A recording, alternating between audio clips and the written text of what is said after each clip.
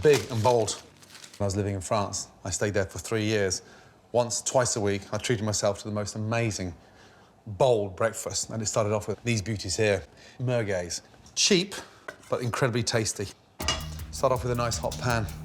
Merguez in. It's a very spicy sausage. Doesn't need any help, doesn't need any chili, just a touch of salt and pepper. You can smell the spice. They're starting to release all that wonderful oil, that flavour in there. Add a couple of cloves of finely sliced garlic. Spread the garlic across the pan. It instantly changes colour. Takes on this nice, dark, rich, golden colour. Now, take a little bit of the heat out with the parsley. The stalks of soft herbs like parsley and coriander can be used to impart flavour during cooking, but the leaves should always be added just before serving to give maximum colour and fragrance. And then finish that off with my capers. Amazing. Beautiful. Now, take your croissant. They're literally 24 hours old, so they're crispy on the outside. And just slice off the lid. This recipe is a great way to use up any leftover croissants from the day before. I used to cringe when I saw the French cooks throw away croissants. I used to cry thinking, oh my God. Have you any idea what you're throwing away in terms of flavour? Whatever you do, do not wipe out that pan. Dunk your croissants, mopping up all that amazing flavour and caramelising the inside for that. Beautiful. And don't forget the lids. And then get your thumbs and go inside the croissant. All I want to do now is just create a little pocket and just manipulate the croissant. Now, this is where it gets exciting. Mix up the capers, the garlic, and the sausages. Look at the colour of that wonderful, delicious flavoured oil. Now, some cheese, but not just any cheese. Fontina cheese is like the #1 cheese for grilling. And because it's a very rich cheese, you shave it thinner than you would a white truffle, but it gives a really nice saltiness and a light smoky flavour. A touch of pepper, a bit of salt. Place these big boys on the tray, literally 30 seconds. On the grill. Here we go. Nice. Crisp. Packed full of flavour. Now top them. And that, for me, it's almost like being back in Paris. Except this time, I don't have to share them with the French. My ultimate big and bold breakfast. Merguez and Fontina stuffed croissants, a great way to start the day. That is the ribeye. We've had that in the fridge, not wrapped. So it sort of almost air dries and it intensifies the flavour. Roasts so much quicker and there's less water in the beef. For me, the only downside to a perfect roast dinner is the fight about who washes up afterwards. So Meg and I are going to avoid that by cooking everything in one roasting tin, starting with the spinach and mushroom stuffing. A little bit of salt and pepper, please. Good girl. Some over your left shoulder. Some left shoulder, thank you. In with the garlic and the mushrooms. To toss the pan, you push down and pull back. Oh gosh. Down and push back. Off you go. Take your time. Push it down, and flip it back. Good, that's it. Push down. Nice, yeah? That was lovely. And again. Nice. Oh, I'm gonna drop it soon. Well done, well done, well done. Right, we're gonna sort of make a little well. A little touch of butter in the middle. Now, I want you to start putting the spinach in the middle, please. So you can push that down. The spinach is cold, so you're not gonna burn yourself. Be confident in the pan. Toss it, and you'll see it wilting and disintegrating away. Wow. Who would have thought all that spinach could fit in this pan? Because it's a very delicate leaf. It sort of cooks so quickly. Put this all on your board now. And then I just want you to go and give that a nice chop. Then when you're confident with one hand, I want you to pick up the other knife in the other hand. Chop it nicely. Good. Now, outside and come in gently. Good. Regroup. And take your time. Good. Right. Oh, I love that smell. What is that? Lemon thyme. Lemon thyme, that's right. So you get your little thyme stalks and you pull them down, you sort of strip the lemon thyme in. Now, tarragon, a little taste. Brilliant with the beef. Fantastic with chicken and fish. Roughly chop the tarragon, a nice sprinkling of fresh breadcrumbs. So the breadcrumbs almost sort of bring the stuffing together. Next, we're gonna get an egg yolk. Now with the beef, this is the exciting part. Slice with the bone, and then come inside and go 2/3 of the way down. Hold that open for Daddy. Salt and pepper, and then look, we pack our stuffing in there. This Amazing. is incredible. Now, just gently hold that there like that, okay?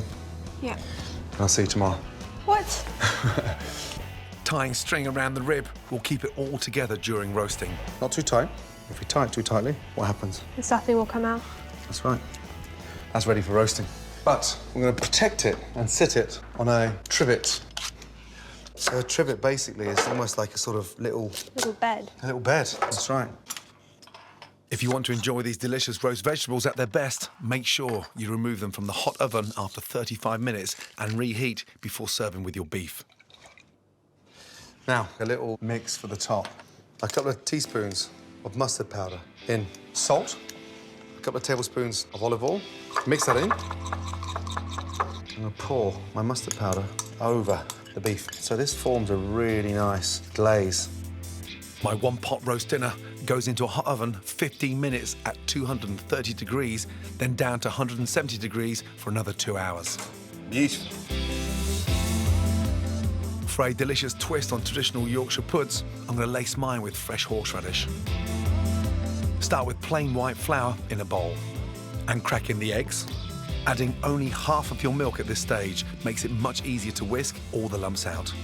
And if, like me, you like your puddings a little lighter and crispier, add a dribble of cold water and add salt to season. When you're happy your batter is lump-free, whisk in the remaining milk. Peel and grate horseradish and add a handful to the mix. We can leave the batter to rest while we get the meat from the oven. That is beautiful. And this is where you really need to let it rest. How long would you say to rest it for? I like to rest the meat for at least 20 minutes. Just the right amount of time for us to whack up the oven and to get our Yorkshire puddings in. I love using the rich dripping, but vegetable oil is a healthier option. To get the fluffiest Yorkshires, your tray and fat must be piping hot. For best results, take your jug of batter to the oven and pour the mixture in there. It takes just 15 minutes for our Yorkshire puds to puff themselves up and turn a delicious golden brown. Lift that up, place that onto the board.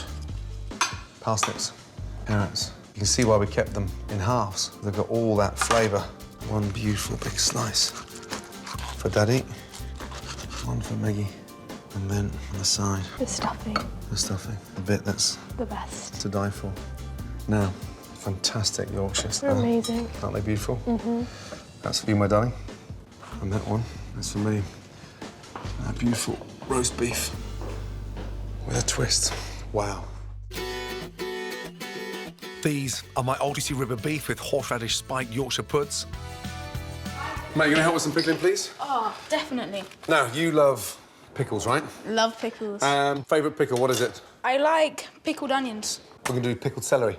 It's a nice little snack, and great for ploughmans, great for salads. First thing, I want you to pick the celery for me. So you see where the next one's gonna be, it's in there. Yeah. Okay, off you go, bud.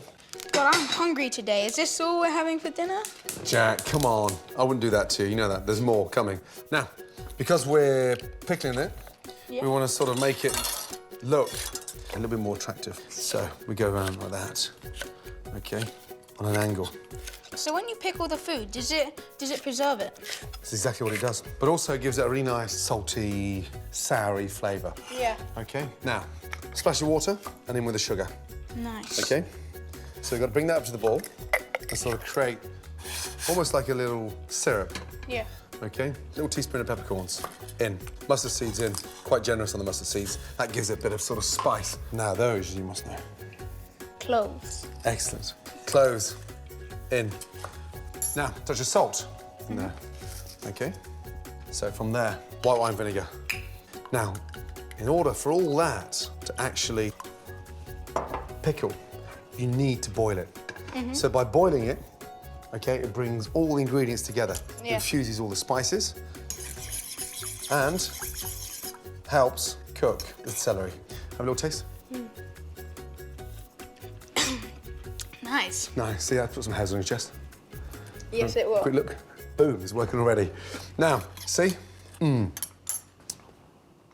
White wine vinegar.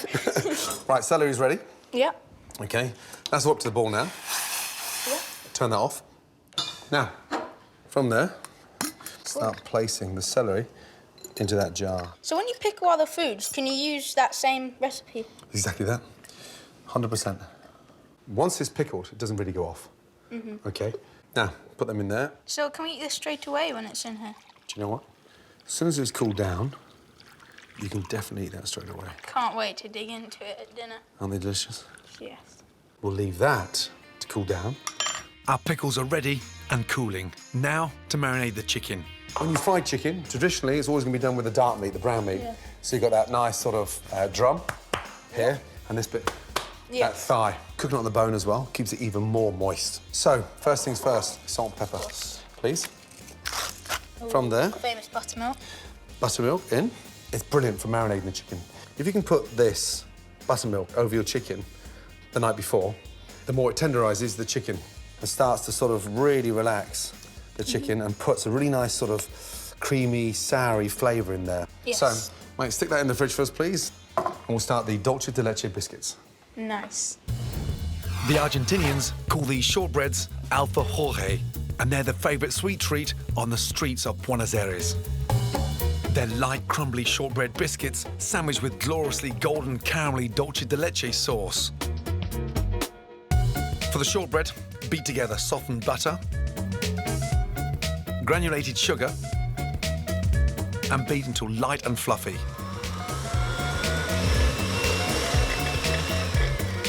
Add 1 egg, slice vanilla pods, scrape out the seeds, add to the mix, and beat again. Sift plain flour, corn flour, and baking powder. Then fold the mixture together.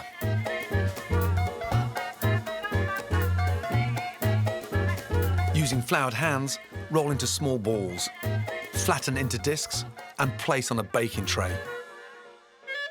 Chill for 10 minutes until firm to touch. Then simply bake for 10 to 12 minutes or until pale golden. Once cooled, sandwich 2 biscuits together with a caramelly dulce de leche sauce. Finish with a dusting of icing sugar. Delicious. My dessert and pickles are ready. The buttermilk should have worked its magic on the chicken. All that's left is to fry it. Now, we're gonna roll the chicken out of the buttermilk into the flour. So that's why it gets nice and crispy and blistery on the outside. Okay? Cool. So, what we've got to make sure, because the flour is the last coat, Yes. is it's nicely seasoned. Yeah, definitely. Okay? So salt and pepper in there. Nice. And this is smoked paprika. Smoked paprika. So that gives it a little bit of sort of... Redness. yeah, Spice. a little bit, yeah, spice, that's right, a little bit of heat. And this is one of my favourites. What's that? Cayenne pepper. That's right, again, slightly spicy, but the heat works brilliantly well. Garlic powder, traditionally are used a lot in the States, onion powder, garlic powder. Just run your fingers through that, please. Cool. I'm gonna get the pan on. Now, 2 centimetres of oil. This is a really good mix for fish as well. Goujons, whiting, a nice spicy texture helps fish. So first thing is we just shake off some of the buttermilk, lay that down. Yeah. Okay, really important to get them covered completely, okay, in the flour.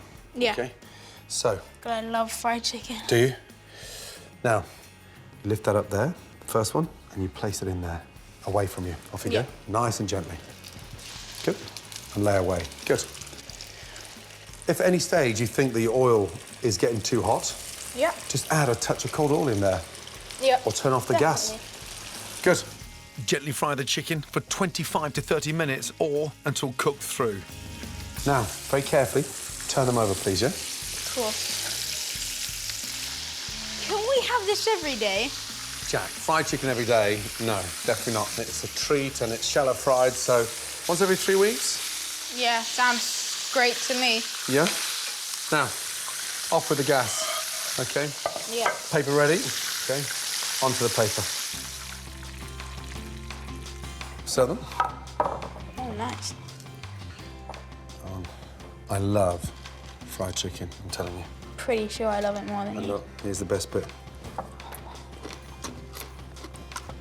Delicious. Now, fried chicken, pickles. If you pick up dulce de leche cakes, we are ready, bud. Very nice. Let's go, bud. Delicious. Wanna call Mummy? Wow. Tilly, feely, mum. Divine dolce de leche biscuits, my pickled celery, and buttermilk fried chicken. A soulful street food feast if there ever was one.